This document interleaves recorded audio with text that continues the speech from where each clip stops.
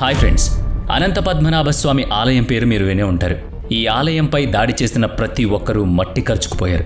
భారత ప్రభుత్వ అనుమతితో 5 సభ్యుల బృందం ఈ ఆలయంలోని 7 తలుపులు తెరవడానికి చేరుకున్నప్పుడు అసలేం జరిగింది? ఈ ఆలయ నిర్మాణానికి సంబంధించిన 7వ తలుపును ఇప్పటి వరకు ఎవ్వరూ ఎందుకు తెరవలేకపోయారు? ఈ ఆలయ నిర్మాణానికి సంబంధించిన అసలు చరిత్ర ఏంటి? ఇక్కడ విష్ణువు ఎలా అవతరించారు? ఈ ఆలయంలో ప్రత్యేక డ్రెస్ కోడ్ ఉంటుందా? ఈ ఆలయంలో నిర్మించిన 5 కిటికీల రహస్యం ఏంటి? ఈ ఆలయం యొక్క పూర్తి చరిత్ర ఏంటి?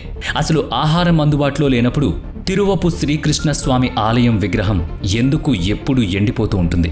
ఇవన్నీ తెలుసుకోవాలనుకుంటే ఖచ్చితంగా ఈ వీడియోని ఎక్కడ స్కిప్ చేయకుండా పూర్తిగా చూడాలి. ఇక ఈ చరిత్రను మొదలు పెడితే ఇది భారతదేశంలోని ప్రధాన వైష్ణవాలయాల్లో ఒకటి. ఈ ఆలయంలోని గర్భగుడిలో విష్ణువు యొక్క భారీ విగ్రహం ఉంటుంది. ఈ విగ్రహంలోని విష్ణుమూర్తి శేషనాగుపై పవళించుంటారు. ఈ చారిత్రాత్మక ఆలయం తిరువనంతపురంలోని ప్రసిద్ధమైన పర్యాటక ప్రదేశాల్లో ఒకటి. భారతదేశం ఒకప్పుడు బంగారు పక్షి అని మనం చాలాసార్లు విన్నాం. అక్కడ అపారమైన సంపద ఉందని కూడా విన్నాం. దాన్ని రుజువు చేస్తూ ఈ గుడి ఇప్పుడు ప్రపంచపు కళ్ళు తెరిపించింది. భారతదేశంలోని ప్రసిద్ధ దేవాలయాలను చూసినప్పుడు ఎక్కడో మనకు దీని గురించి ఒక అభిప్రాయం కూడా వస్తుంది. భారతదేశంలోని దేవాలయాల్లో సామాన్యుడి ఆలోచనకు మించిన డబ్బు చాలా ఉంది. ముఖ్యంగా దక్షిణ భారతదేశంలోని దేవాలయాలు బంగారపు హుండీ లాంటివి. వీటిలో అనంత పద్మనాభ స్వామి ఆలయం ప్రపంచంలోనే అత్యంత ధనిక బంగారు వజ్ర వైడూర్యాలతో తొలతూగే ఒక గొప్ప దేవాలయం. ఈ ఆలయం యొక్క ప్రాముఖ్యత కేవలం దాని చరిత్ర మరియు మతపరమైన అంశాలకే పరిమితం కాదు. ఎందుకంటే ఇక్కడ కొన్ని రహస్యాలు, సైన్స్కు కూడా అంతుచిక్కని ఎన్నో గొప్ప గొప్ప విశేషాలు దాగున్నాయి. అనంత పద్మనాభ స్వామి ఆలయ నేలమాళిగల్లో ఏముందో ఆ రహస్యాన్ని తెలుసుకోవడానికి శాస్త్రవేత్తలు చేసిన ప్రయత్నాలు విఫలమయ్యాయి. అక్కడ ఏం జరుగుతుందో తెలుసుకోవడానికి శాస్త్రవేత్తలు చేసిన ఫలితాలు మాత్రం విఫలమవుతూనే ఉన్నాయి. అనంత పద్మనాభ స్వామి ఆలయ రహస్యాలను తెలుసుకునే ముందు ఈ ఆలయానికి సంబంధించిన పురాణాలను మరియు ఈ ఆలయ చరిత్రను గురించి కొంత తెలుసుకుందాం. ఎందుకంటే ఈ ఆలయం ఎంత మర్మమైందో దాని చరిత్ర కూడా అంతే మర్మమైంది. అప్పటి కాలంలో తిరువనంతపురం ప్రాంతాన్ని అనంతకాడ్ అని పిలిచేవారు. అంటే అనంతమైన అడవి. ఈ ప్రదేశంలో దివాకర్ అనే గొప్ప ఋషి నివసించేవారు. అతను విష్ణువు యొక్క ప్రత్యేకమైన భక్తుడు. నిజానికి అతని భక్తి చాలా లోతైంది మరియు కఠినమైంది కూడా. విష్ణువు యొక్క ప్రత్యక్ష దర్శనం పొందడానికి కఠినమైన తపస్సు కూడా చేశారాయన. ఒకరోజు దివాకరముని తపస్సుకు సంతోషించిన మహావిష్ణువు చిన్నపిల్లవాడి రూపంలో అతని ముందు కనిపించారు. ఆ పిల్లాడు మునితో చాలాసేపు ఆడుకున్నాడు. దివాకరముని అతన్ని ఎవరు అని అడిగినప్పుడు ఆ పిల్లాడు నవ్వి, నేను దైవిక బిడ్డను అని చెప్పి, మీరు నన్ను పట్టుకోలేకపోతే నేను అదృశ్యమవుతాను అని అన్నాడు. ఒకరోజు ఆ పిల్లవాడు అనంత అడవిలో నిన్ను కలుస్తానని చెప్పి ముని దగ్గర నుంచి వెళ్ళిపోయాడు. దివాకర ముని అతన్ని అనుసరించి అనంత పర్వతం దగ్గర ఒక పెద్ద చెట్టు కింద అతన్ని కనుగొన్నాడు. అక్కడ అతను మళ్లీ అదృశ్యమయ్యాడు. దీన్ని చూసిన ముని అక్కడ కూర్చుని ధ్యానం చేస్తున్నాడు. అప్పుడు విష్ణుమూర్తి అతనికి దర్శనమిచ్చాడు. అక్కడ విష్ణువు శేషనాగుతో కలిసి విశాలమైన అనంతశయన సముద్రంలో కనిపించాడు. విష్ణువు యొక్క ఈ అద్భుతమైన దృశ్యాన్ని చూసిన ముని ఉప్పొంగిపోయాడు. అప్పటికి విష్ణువును చూడగానే ముని కోరిక నెరవేరింది. పద్మనాభ స్వామి రూపంలో నేను ఈ ప్రాంతంలోనే శాశ్వతంగా ఉంటానని విష్ణువు ఆ మునితో చెప్పాడు. నేడు ఆ ప్రదేశం ప్రసిద్ధ పద్మనాభ స్వామి ఆలయంగా విలసిల్లుతోంది. ఇక్కడ రాజుకు ముని దివాకర్ విష్ణువును చూసిన వార్త తెలియజేశాడు. అతను అక్కడ ఒక ఆలయాన్ని నిర్మించాడు. దీన్ని నేడు మనం అనంత పద్మనాభ స్వామి ఆలయంగా పిలుచుకుంటున్నాం. ఈ ఆలయం ముందు పశ్చిమాన ముని దివాకర సమాధిని కూడా నిర్మించారు. దీని తరువాత ట్రావెన్కోర్ రాజవంశం రాజులు ఈ ఆలయం యొక్క ప్రాముఖ్యతను అర్థం చేసుకుని దాన్ని విస్తరించారు. దీని తరువాత ట్రావెన్కోర్ రాజవంశానికి చెందిన ఠాకూర్ మార్తాండవర్మ వచ్చారు. అతను ట్రావెన్కోర్ రాజవంశం యొక్క గొప్ప పాలకుల్లో ఒకరు. తన పాలనలో అతను అనేక మంది రాజులను ఓడించడం ద్వారా ఒక చిన్న రాష్ట్రాన్ని శక్తివంతమైన రాష్ట్రంగా మార్చారు. అతను విష్ణువు యొక్క గొప్ప భక్తుడు కూడా. కానీ దక్షిణ భారతదేశంలో తమ ప్రభావాన్ని పెంచుకోవాలనుకున్న డచ్ వ్యాపారులు ట్రావెన్కోర్ విస్తరణ వలన అసంతృప్తి చెందారు. కాబట్టి 1741లో డచ్ ఈస్ట్ ఇండియా కంపెనీ తన భారీ సైన్యంతో ట్రావెన్కోర్పై దాడి చేసింది. కానీ ఆ తర్వాత ఒక అద్భుతం జరిగి ట్రావెన్కోర్ రాజు మార్తాండవర్మ చిన్న సైన్యం కూడా డచ్ను తరిమి కొట్టింది. ఈ యుద్ధాన్ని కోలాచెల్ యుద్ధం అని పిలుస్తారు. స్థానిక రాజు యూరోపియన్ శక్తిని ఓడించడం చరిత్రలో ఇదే మొదటిసారి. మార్తాండవర్మ ఒకసారి పోర్చుగీస్ నావికా దళాన్ని మరియు దాని నిధిని స్వాధీనం చేసుకున్నారు. ఈ సంపదను కూడా ఈ ఆలయంలోనే ఉంచారు. దీని తర్వాత 1750లో విష్ణు భక్తుడైన రాజు ఠాకూర్ మార్తాండవర్మ తన ఆస్తి, రాజ్యం మరియు రాజ్యంలోని ప్రతి సంపదను, తాను గెలుచుకున్న ప్రతి వస్తువు వంటి వాటిని తన కులదేవుడైన ప్రభువు పద్మనాభ స్వామికి అంకితం చేస్తానని నిర్ణయించుకున్నారు. తర్వాత అతను తాను కూడా పూర్తిగా అనంత పద్మనాభ స్వామికి అంకితమయ్యారు. అంటే అతను పూర్తిగా విష్ణువు యొక్క పరమ భక్తుడిగా మారారు.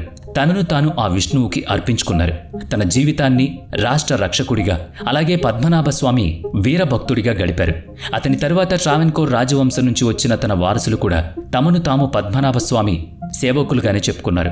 వాళ్ళు జీవితంలో పొందిన ప్రతిదాన్ని పద్మనాథ్ ఆలయానికి గర్భగుడిలో నిక్షిప్తం చేస్తూనే ఉన్నారు. ట్రావెన్కోర్ రాజవంశం యొక్క చివరి పాలకుడు 1931 నుంచి 1949 వరకు పాలించిన రాజు చిత్రతిరల్ బలరామవర్మ. భారతదేశం స్వాతంత్రం పొందిన తర్వాత అతని రాష్ట్రం భారతదేశంలో విలీనం చేయబడింది. కానీ ప్రభుత్వం పద్మనాభస్వామి ఆలయం స్వాధీనం చేసుకుని ట్రావెన్కోర్ రాజకుటుంబంలో ఉండనివ్వలేదు. అప్పట్నుంచి ఈ ఆలయ పనితీరుకు రాజకుటుంబం ఆధ్వర్యంలోని ఒక ప్రైవేట్ ట్రస్ట్ నిర్వహిస్తోంది. రాతి మరియు కాంస్యంపై చెక్కబడిన ఈ ఆలయ నిర్మాణం ప్రపంచవ్యాప్తంగా ప్రసిద్ధి చెందింది. ఈ ఆలయం లోపలి భాగంలో అందమైన పెయింటింగ్లు చెక్కబడ్డాయి. ఈ చిత్రంలో కొన్ని సైన భంగిమలో ఉన్న విష్ణువు, నరసింహస్వామి, గణపతి మరియు గజలక్ష్మి చిత్రాలున్నాయి. ఈ ఆలయంలోని ధ్వజస్తంభం దాదాపుగా 80 అడుగుల ఎత్తుంటుంది. ఇది బంగారం మరియు రాగి రేకులతో కప్పబడి ఉంటుంది. ఈ ఆలయంలో బలిపీడ మండలం మరియు ముఖమండపం రూపంలో కొన్ని నిర్మాణాలున్నాయి. అనేక హిందూ దేవతల అందమైన శిల్పాలు ఇక్కడ మనకి కనిపిస్తాయి. ఈ ఆలయం విష్ణువు యొక్క 108 పవిత్ర ఆలయాల్లో ఒకటి. దీన్ని భారతదేశంలోని దివ్య మందిరంగా కూడా కొలుస్తారు. ఈ ఆలయంలో ప్రధాన దేవత అనంత అనే సర్పం మీద శయనించిన విష్ణువు. ఈ ఆలయంలో 18 అడుగుల పొడవైన విష్ణువు విగ్రహం నిద్రిస్తున్నట్టు భంగిమలో కనిపిస్తుంది. ఇప్పుడు మనం పద్మనాభస్వామి ఆలయానికి సంబంధించిన కొన్ని రహస్యాలు తెలుసుకుందాం. అందులో ముందుగా ఆలయంలోకి ప్రవేశించడానికి దుస్తుల కోడ్. కేరళలోని అత్యంత అద్భుతమైన దేవాలయాల్లో అనంత పద్మనాభస్వామి ఆలయం ఒకటి.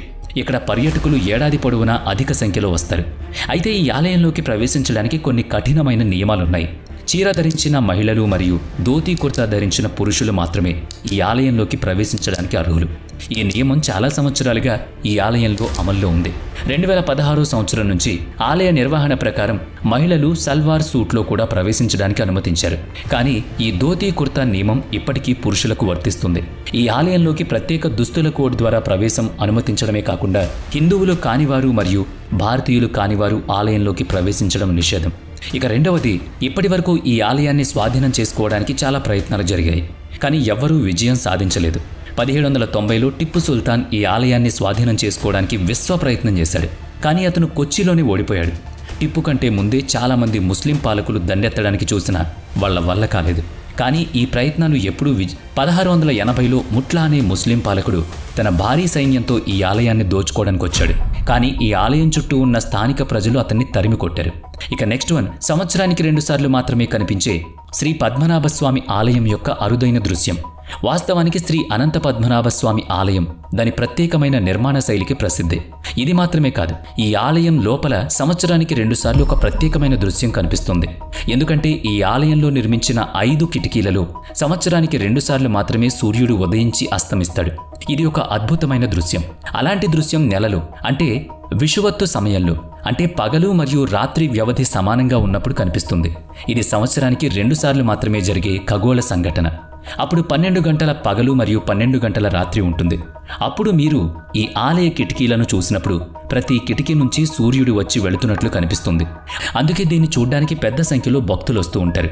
దీని వెనుక కారణం ఈ ఆలయ నిర్మాణ శైలి.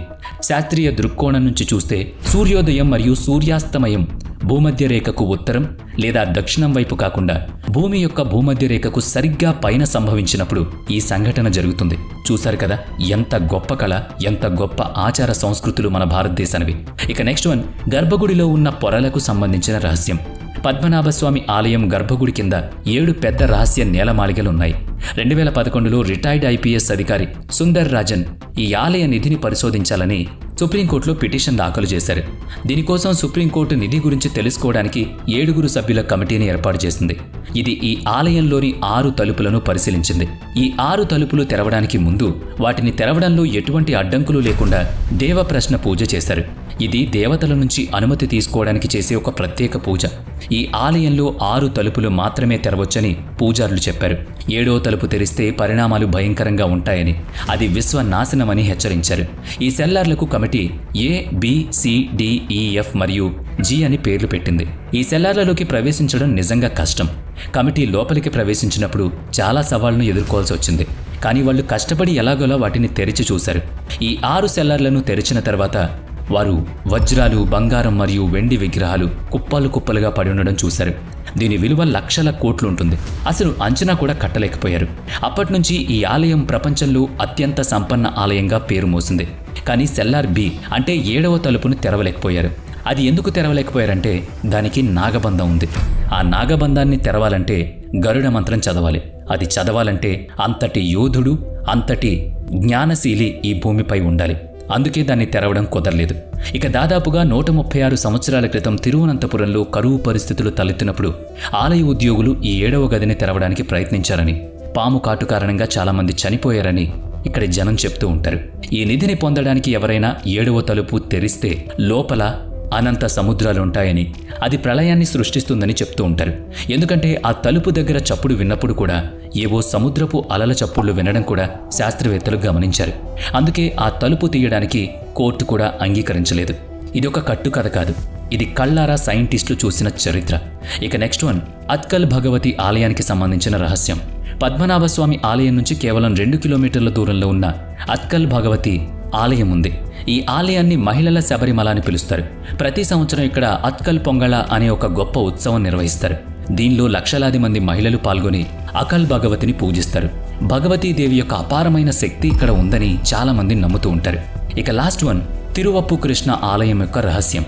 పద్మనాభస్వామి ఆలయానికి కొన్ని కిలోమీటర్ల దూరంలో ఉన్న తిరుపరప్పుకు ఆహారం సమర్పించకపోతే అతని శరీరం ఎండిపోతుంది. ఈ నైవేద్యం ఆకు నుంచి కొద్దిగా మాయమవుతుంది కూడాని. ఎందుకంటే నైవేద్యం సమర్పిస్తే అది కొద్దిగా మాయమవుతుందని అక్కడ ప్రజలు చెప్తూ ఉంటారు. ఈ నైవేద్యం శ్రీకృష్ణుడు స్వయంగా తింటాడని వినికిడి. గతంలో ఈ ఆలయం ఇతర దేవాలయాల మాదిరిగా గ్రహణం సమయంలో మూసివేయబడేది. కానీ ఒకప్పుడు జరిగిన ఒక సంఘటన అందరినీ ఆశ్చర్యపరిచింది. గ్రహణం ముగిసే సమయానికి తలుపు తీసి చూస్తే ఇక్కడ విగ్రహం ఎండిపోయి కనిపించింది. నడుముకున్న బెల్ట్ కూడా జారిపోయింది. ఆదిశంకరాచార్య ఈ విషయం తెలుసుకున్నప్పుడు ఈ పరిస్థితిని చూడ్డానికి, అర్థం చేసుకోవడానికి స్వయంగా అక్కడకు చేరుకున్నారు. నిజం తెలుసుకుని ఆయన కూడా ఆశ్చర్యపోయారు. దీని తర్వాత నుంచి గ్రహణం సమయంలో కూడా ఆలయం తెరిచి ఉండాలని, నైవేద్యాలను సమయానికి భగవంతుడికి సమర్పించాలని నిశ్చయించుకున్నారు. చూశారు కదా, ఒక్క అనంత పద్మనాభ స్వామిలోనే ఇన్ని వింతలు, విశేషాలు, మహిమలు ఉంటే మరి మన భారత భూమిలో ఇంకెన్ని విశేషాలు, ఇంకెంత శక్తి దాగుంది? మీరే కామెంట్ చేయాలి. వీడియో నచ్చితే లైక్ చేయండి, షేర్ చేయండి. ఇప్పటి వరకు మన ఛానల్ని సబ్స్క్రైబ్ చేయనట్లయితే ఇప్పుడే సబ్స్క్రైబ్ చేసుకుని పక్కనే ఉన్న బెల్ ఐకాన్పై క్లిక్ చేయండి. నెక్స్ట్ వీడియోలో మళ్ళీ కలుద్దాం. Thanks for watching.